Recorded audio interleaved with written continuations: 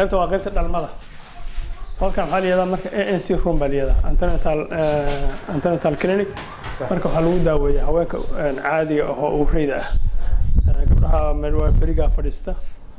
stoorkooda wakaa dawada ay u kaysan tahay marka waxaa loogu talagalay bilcaanta uureyda in lagu arko oo mar wixii ay baahan yihiin xaaladooda riboodkooda kaakaas waxa maraya haa lagu ogaado waa qolka laga maamulo qaybtan oo maternity-ga iyo maca OT-ga qaybta qalliinka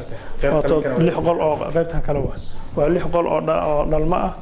oo qaybta haweenka dhalaya iyo kuwa uureyda iyo kuwa soo dilmay iyo ay la seexiyo iyo qolkan oo qolkii laga maamulaya iyo 5 qol oo qaybta qalliinka iyadana ah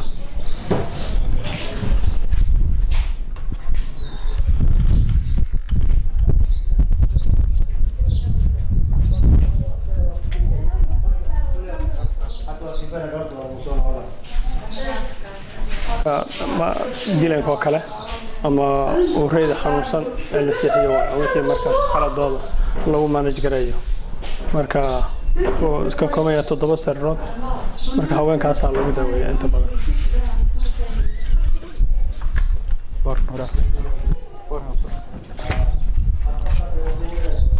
qolka waa qolka dhamaan laakiin hadda lagu dhalayaa waa ma geli karno halkan isna waa haweenka marka dhalaan qolka la seexiyo weeye assalaamu calaykum waa haweenku saan soo dhasho qolkana ku dhalmay soo dhasho inta la soo seexiyaa waa qaybta ku nastaan way markay intaan bixin horta qolkan isagana haweenka la qalaa seexda markii OT-ga lagu soo qalo bay